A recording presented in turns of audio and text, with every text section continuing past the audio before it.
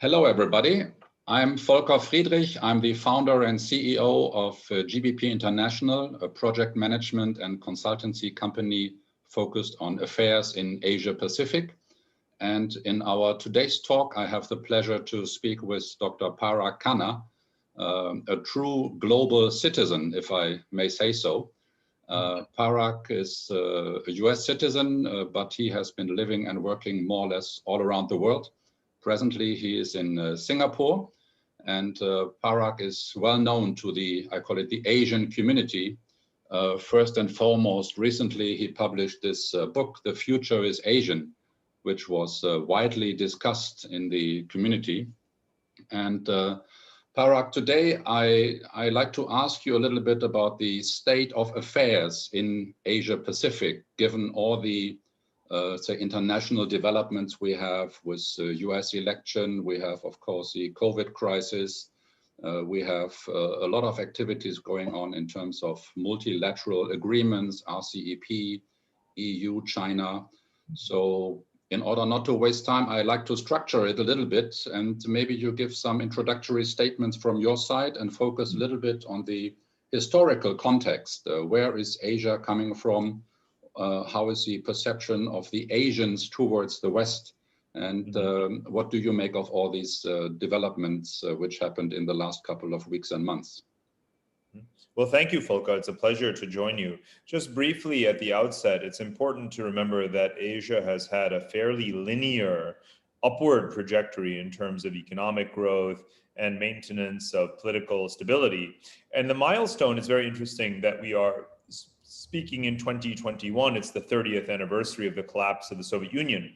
So in terms of milestones, really the Asian century, or the coalescence of Asia, which stretches all the way from West Asia, of the Persian Gulf countries, to East Asia with Japan, from Russia to Australia, that is the greater Asian zone that I depict in this book.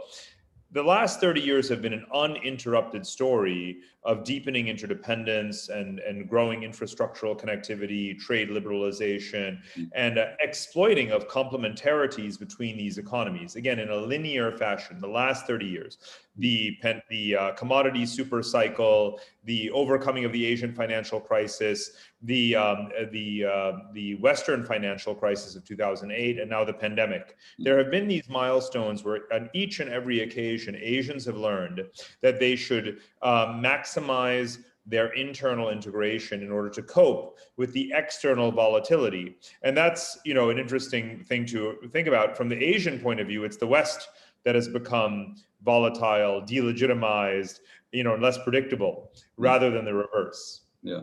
Well, I think I have some kind of a déjà vu. When I was a student in the 80s, we had the danger of Japan, overtaking the West. And I saw covers on the newspapers, in the magazine, and I'm sure you know the German magazine, Der Spiegel. This is the front cover today.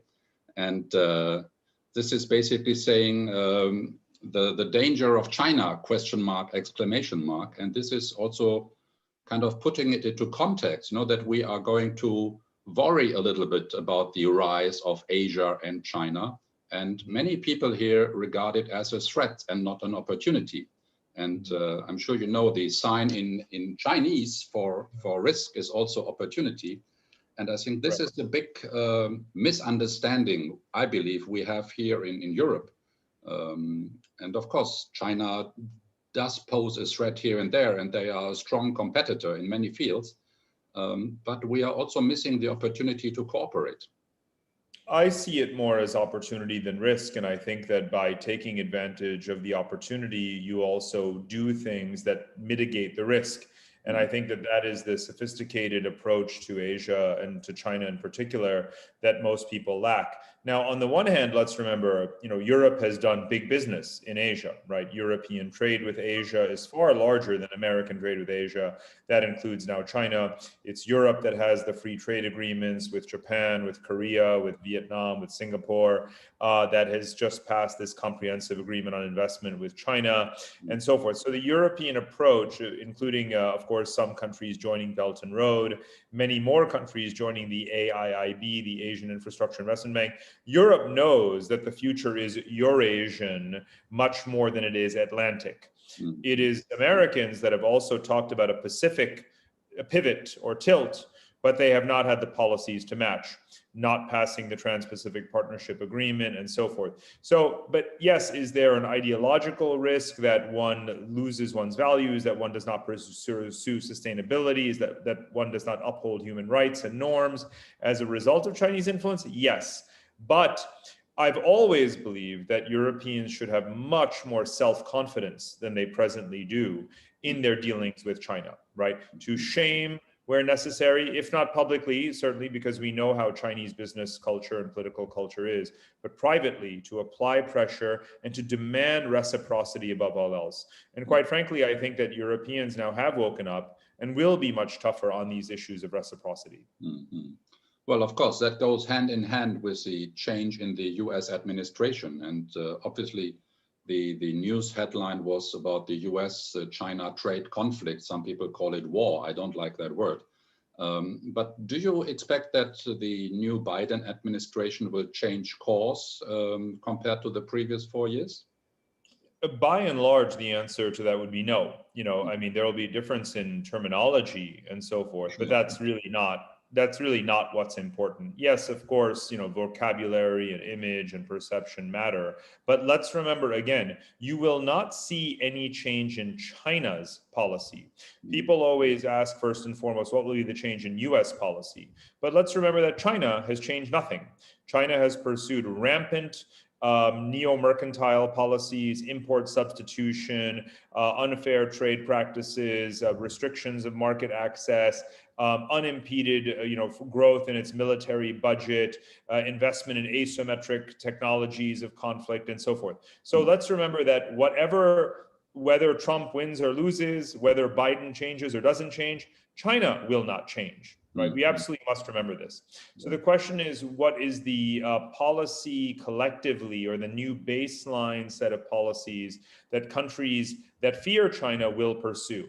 And there you will see an acceleration in certain areas. You will see more activity under the auspices of the Resilient Supply Chain Initiative, right? To divert supply chains from China in critical infrastructures, whether it's pharmaceuticals, automobiles, clean energy, medical equipment, and so forth. Those kinds of things, right? Excuse me, isn't that a little bit contradictory to China and the EU signing this investment protection agreement just before end of last year? Because in this agreement, China itself still is effectively the world's largest economy. It has a large domestic market. It's driven by investment as well as consumption. It is now, as of just this week, officially the largest recipient of foreign investment in the world. So, as everyone knows, in order to sell effectively and competitively versus Chinese firms in the Chinese market, you do need to be in China. So this diversion of supply chains and production is for what is consumed by the rest of the world. But in most cases, you will still make in China what you sell in China. And of course, in order, the agreement, also is very much about financial services. So here it's about accessing the onshore Chinese equity and bond markets, which is so critical for revenues. Let's remember that Europe's outstanding pension obligations are double America's. So it's Europeans that need to generate those returns from financial markets much more aggressively than Americans do. Yeah, well, I mean, obviously China is doing very well. They just released their numbers for last year, having 2.9% growth compared to -5 or 10 or 15 in some cases. So they are back on track, some like to say. On the other hand, we see also a little bit of, let's say, increased risk. We see some companies and factories relocating to places like Vietnam or Indonesia, Malaysia. Do you see this as a trend, or these are just a little bit of, let's say, eye-washing, that it's not only China when you talk about Asia? And naturally, some of the FDIs will have to go to other countries as well in order to have a certain balance. Yeah? Well, the very strong premise of my Asia book is that Asia is much bigger than China, right? China is 1.4 billion people, Asia is 4.5 billion people. So the majority of Asians are not Chinese. The majority of Asians live in democratic societies, and the majority of Asians fear China. So there's a lot of nuance and certainly dichotomies in Asia that a China-centric view tends to paper over, and that's very dangerous. Economically, South and Southeast Asia constitute what I call the fourth wave of growth. Japan was the first wave, the tigers were the second wave, China itself is the third wave, and now you have a fourth wave of these countries. Now, those countries, South and Southeast Asia, from Pakistan through India through Indonesia, that's 2.5 billion people. So it's a very sizable geography and young populations, rapidly urbanizing, fast-growing markets. So those are places that merit greater investment, even if one is also still very present in China. Let's remember that China itself is outsourcing very significantly because its wages are rising. It wants to boost its exports into those markets. It's just signed the RCEP trade agreement with them. And it has a massive investment in industrial automation underway. So it doesn't really need the human labor as much as it did before. I think this is a big shift, also in mindset, and it hasn't reached all the executive people in the corporations. Investing in China is not for saving cost, or having cheap labor anymore. Because if you go to Shanghai or Beijing or even Hong Kong, you are losing your wallet. It's so costly, and you can better set up a shop in Bavaria or in Berlin. Look at Tesla. If you just look at the cost, but it's being in the market. You have to be close to the customer, and that is what is justifying and urging investments. Let me shift our discussion a little bit to issues like the technology and environment and sustainability. China especially has been said to pollute and be the heaviest polluters.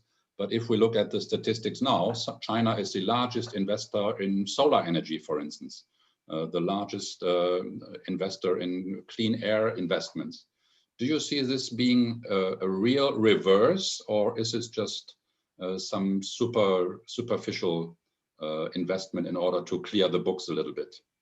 Right. Well, I always remind people that China is not an either or kind of place. China is both and. It is both very clean and very dirty.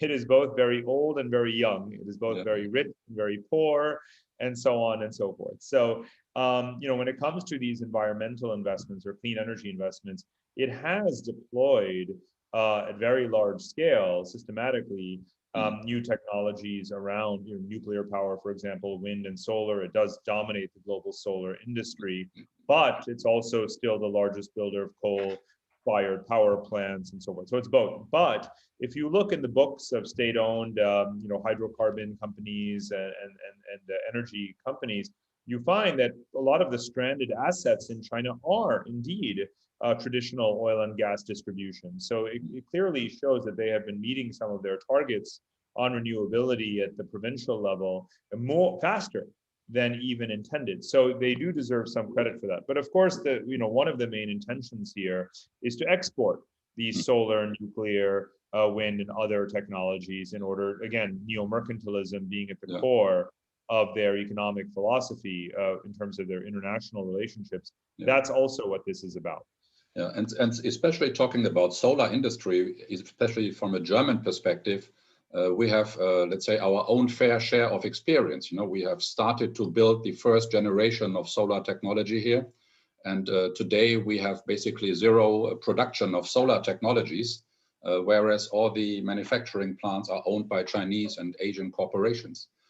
So this is the inherent, I would say, threat or the accusation people do make to especially Chinese companies, stealing technology, making it cheaper, and be the copycat and then conquer the world market. And all the developers and researchers just getting a fraction of the benefit at the end of the day. That used to be the game, Right.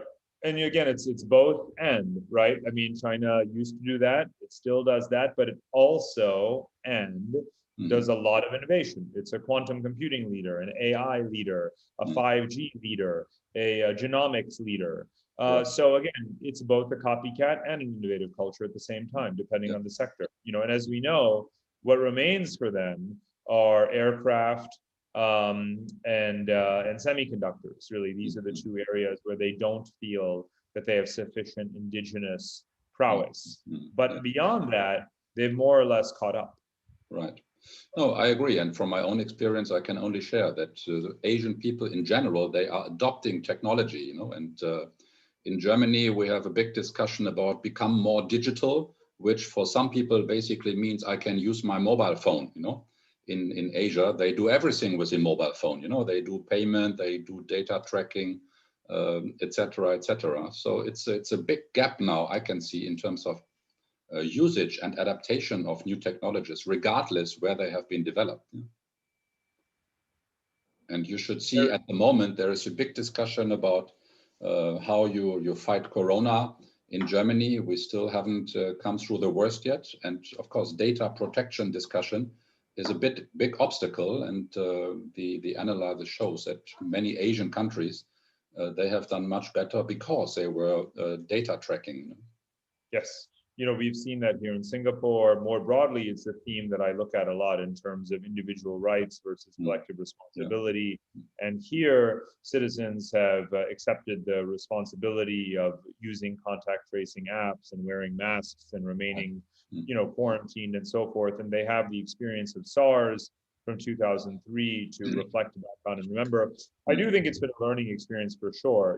I've done many articles about this over the past year, saying that part of the broader lesson is a much stronger appreciation of Asian technocratic governance, even if the countries are democratic, like Japan or South Korea or Taiwan, which are really the foremost democracies anywhere, but they have a much more technocratic style of civil service, which is with a strong degree of public support.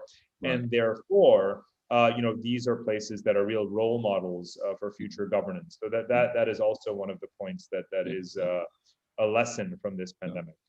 Talking about environmental stuff brings me to the question of are they going to impose political changes in terms, will there be something like a green party like we have in Germany, for instance, which is also being part of the government in some of the federal states, and many say they will form part of the government in the federal government as well in the next election.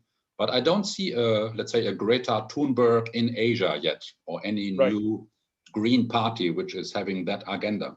Well, to be honest, I mean, that's not the way change happens in Asia. And I think in Europe, let's remember that the green parties are not really the reason why Europe has moved towards carbon neutrality, right? I mean, the carbon neutral, the energy grids, and all of the progressive energy policies in Europe have been implemented over the last 10, 15, 20 years before green parties, before you had, Schwarz-Grün coalitions and so forth in Austria and, maybe soon in Germany. I think that that's a reminder that this is about government policy, not just the social influence of, coalition politics or green parties. I think it's wonderful about Europe that you have multi-party parliamentary systems and that young people are gravitating towards a sustainability agenda.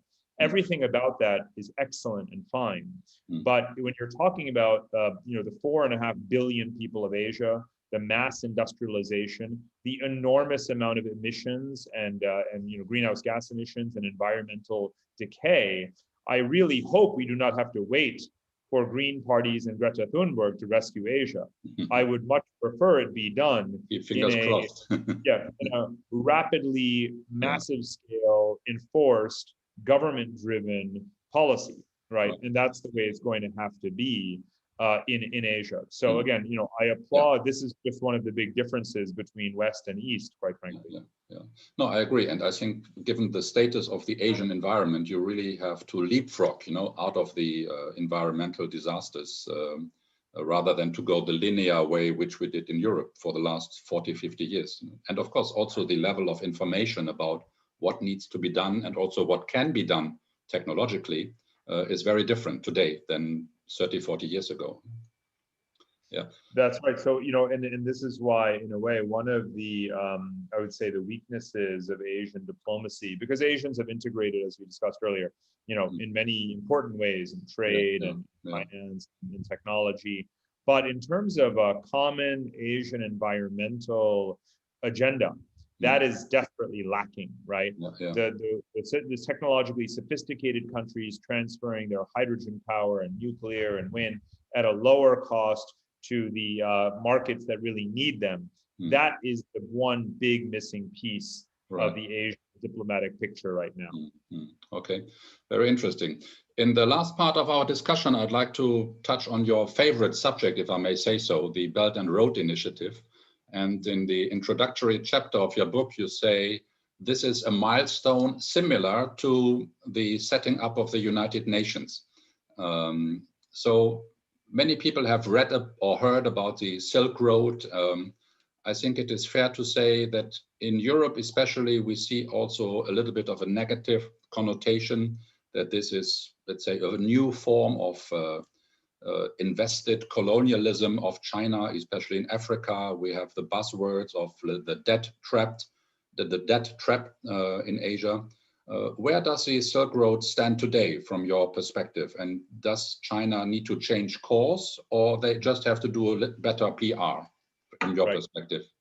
Well, China is changing course, but let's remember the bigger picture. Belt and Road is one component, and the term New Silk Roads is one component of the much bigger pattern and issue. And that issue is infrastructure finance, global infrastructure finance, Eurasian infrastructure finance, cross-Indian Ocean infrastructure finance, the large population centers of Europe, Asia, and Africa reconnecting in ways with intensity far greater than the last period of history where they were so intimately connected, which was colonialism or even the pre-colonial world of the Silk Road era. So that Belt and Road, even if Belt and Road never existed, you would have a very vibrant marketplace of infrastructure finance. Europe has been involved, Japan has been involved, India is getting more involved. China has come on very strong because China has been the chief beneficiary. China is recycling its trade surpluses and its currency reserves, and it has a strategic interest in smoothing and making more efficient these pathways for commodities inflow and goods outflow. So Belt and Road is very sensible from a Chinese point of view. However, its brand has been far too aggressive. The debt trap diplomacy is unsustainable. It needs to share the wealth. It needs to have a more inclusive tent. And this is why I count on Europeans who have actually joined Belt and Road in the AIIB to change it from the inside.